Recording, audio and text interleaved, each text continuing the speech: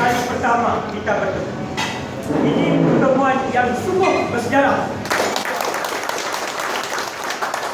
Dan saya mohon, kerana saya yakin dan percaya, saya nyatakan kepada Bung Jamal, sepatutnya malam ini saya ada acara. Tetapi kerana hubungan anak muda dua negara, saya batalkan acara. Kerana saya yakin dan percaya, kerana sebagai anak muda dua negara, saya sering katakan di Jakarta dalam satu perhimpunan mahasiswa nasional di Jakarta, saya katakan bahawa suara anak muda ini suara Tuhan. Dia menyebut tentang suara Tuhan, kita kena ada kesepaduan, bermaksud perpaduan. Pihak bilang dijami awal kafarah.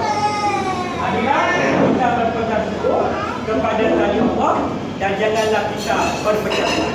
Menyahut daripada apa yang disebut oleh Bung Khalid Mendakani tentang lisan.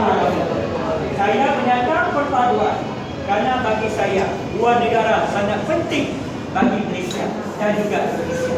Dua negara sangat penting terutamanya dalam ASEAN dan juga dunia.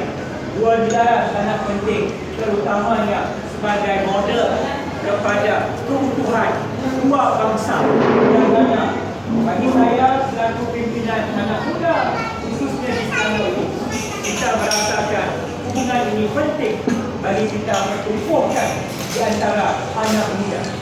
Jadi sebab itu bagi saya, yang walaupun saya anggota DPR di Malaysia ini, saya anggota DPR bagi peringkat Malaysia nasional. Bagi saya, dia ada kalanya mungkin berbeza di Indonesia, tetapi bagi saya semua pihak penting.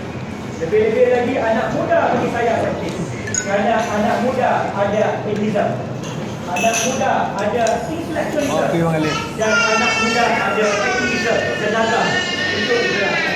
Jadi balik kepada Selangor, saya tadi terkejut